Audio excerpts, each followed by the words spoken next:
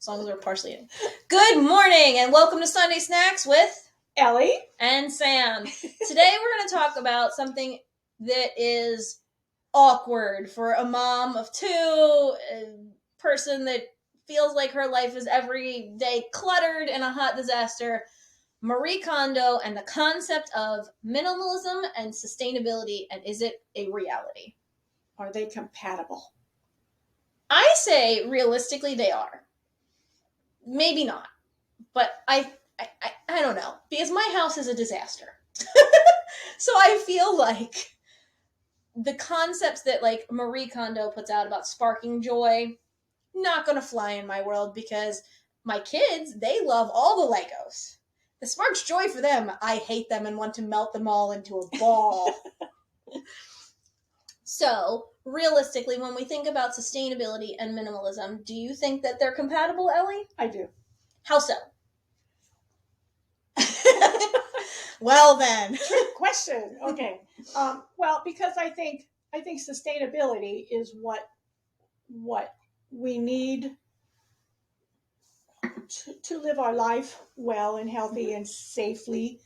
And I think minimalism, in whatever degree, which I think varies with different personalities and different family Structures, makeups and stuff, but minimalism helps us to have space for the things that sustain us and time to enjoy them.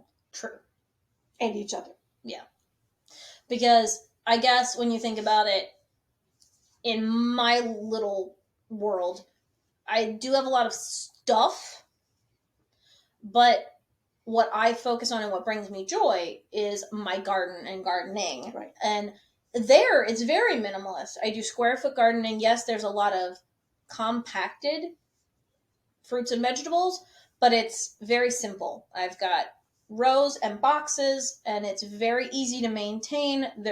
I'm a small person. I'm only 5 foot tall. So for me, like, I made them so that I could reach in at any point, and my kids could reach in at any point into the garden bed and weed and do all the things. But inside my house, as I've already mentioned, I'm not going to say I feel like I can Marie Kondo my world and say, if it sparks me joy, I can keep it, and if it doesn't, I can trash it. Because I do have 3 other people I'm living with. That you can't trash. I love my family. Don't take that out of context. Right. But you can live alone, and I see you as having a very sustainable minimalist lifestyle, but you're also somebody who has a 30-day supply of food on hand. But if I look at, I don't know, things like apartment therapy, and I know I keep going back to Marie Kondo, but she's like the big name in minimalism that I know of, but like simplifying magazine and things like that, I don't see my life fitting into that mold. I see your life fitting into that mold, but yet even you are outside of that mold because you have, like I said, a 30-day supply of food on hand. Like, how do you see those concepts working together in an American economy? Because literally we are a consumer-based economy.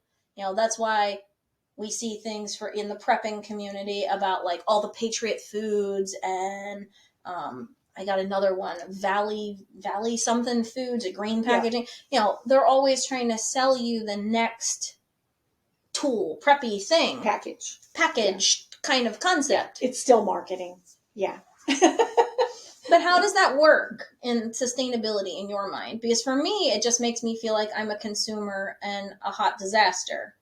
But you've explained it in such a way that it makes more sense. Well, and I also think when you say hot disaster, first of all, there are 4 people in your household. Mm-hmm. So you can't plan your household with only what makes you happy. True. You have 3 other people who have things that make them happy that are not necessarily the same as you. Yeah. So we have to, to be sustainable, mm-hmm. to keep that family relationship, then you have to make room for their things too. You mean I can't get rid of the Switch? No. Oh. Well, the Switch That's the video game. Oh, yeah. Oh, I always thought you meant a stick. And I said, I don't know. That's the video game controllers. Yeah. Yeah. It's, and, let's not mix up educating our children and teaching them versus minimalism, because they're two different issues here.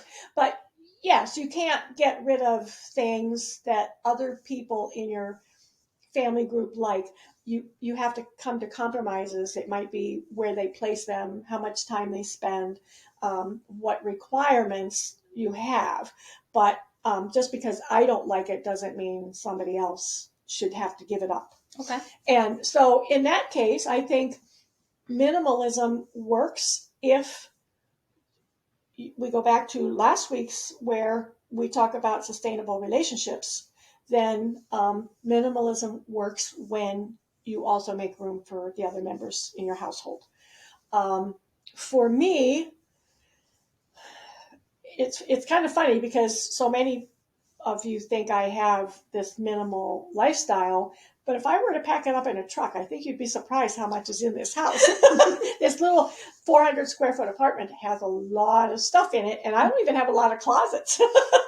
So, but I guess I can put it real simply for me, how I make it work is, how they see the ads and somebody will put a picture of a big fancy, billionaire's yacht and say, oh, I only wish, or whatever.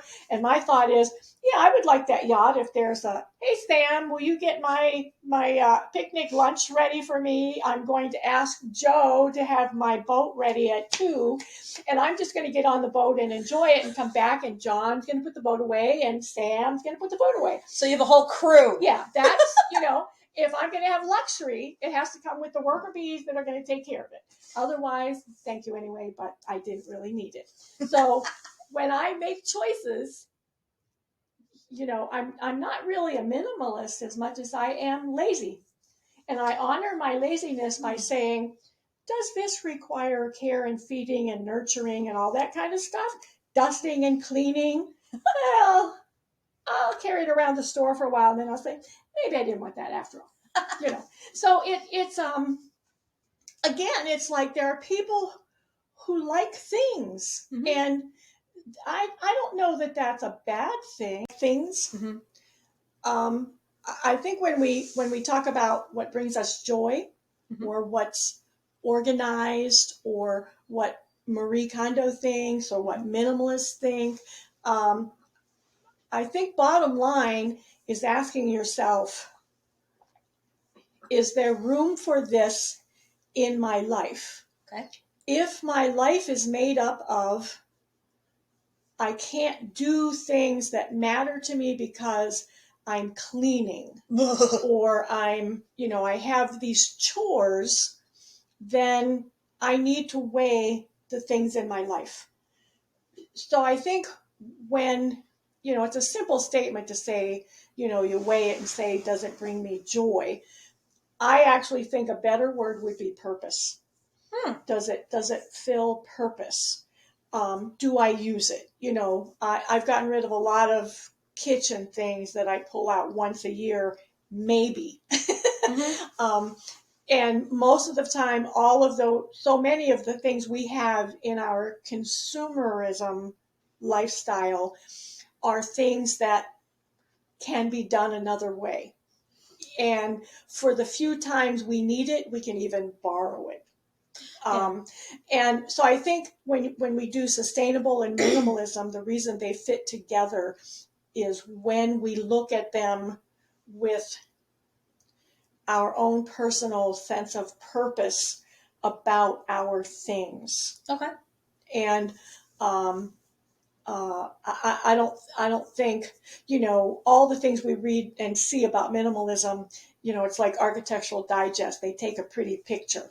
They don't show the person sitting in the chair with 3 or 4 books they're reading because that doesn't look good. Okay. But that person may very well be in that picture when the photographer leaves. You know what I'm saying? Yeah. And so again, we get misled sometimes by those dynamics of the pretty pictures and the great slogans. And just like winning the lottery, people have died from being happy. True. Because they haven't known how to deal with it.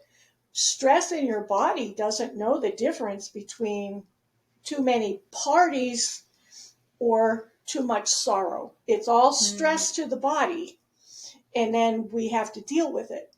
Well, I think when we talk of minimalism, it's very similar. We have to decide what works for us. Okay. And if I can get what I need, reach for it easily, are the things that I don't use regularly put in a space that makes it easy to get to them when I want them. I think I very much agree with the thing like, mark it and see if I use it within a year. That's a huge hack that I love. Yeah. That our friend Mary yes. gave me that hack. Yeah. I don't know when you found that hack, but our friend Mary Ratzenberger did that. And in all fairness, my organization came from moving like an average of every 3 years my entire life until I moved here in my 50s. Mm-hmm. So, anything that couldn't be packed in a milk crate didn't go. So you had size frameworks, That's crazy. And but it made sense. You had a decision-making process, and it made it easy, And so I think it's that same thing. Sustainability and minimalism definitely go hand in hand. If we're talking about space, if you're a minimalist, you would have the space because you get very good at using nooks and crannies and places. And it's just about purpose. I think is more than how many things you have, is does it fit my purpose? Okay. That makes me feel a lot better about my life. Yeah. And minimalism and sustainability, because when I hear and I see things like apartment therapy, I used to love that before I had kids. Yeah. Well, actually, it was right when I first had kids that I found apartment therapy, and I went, oh, if my life could look that simple. Yeah. And then I realized I had kids.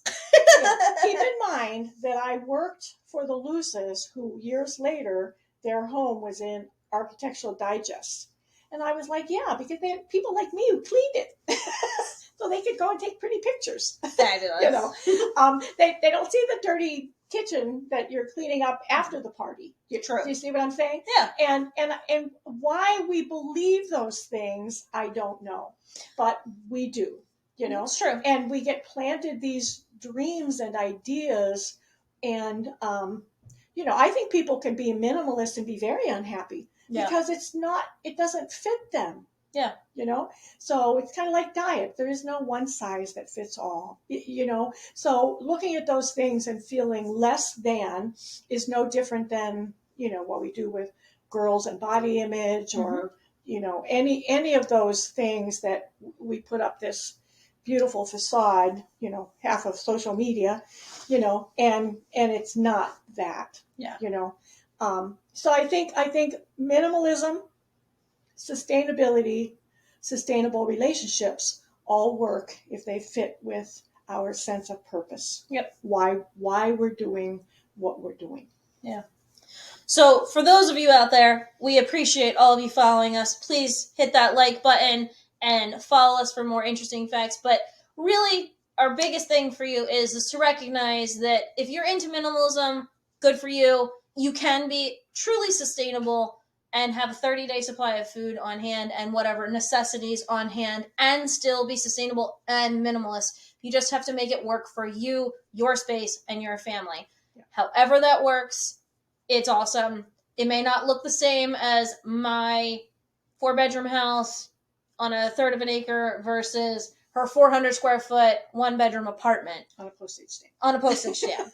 So whatever that is for you, keep rocking it, and we look forward to having you come back next time. All right, see you guys.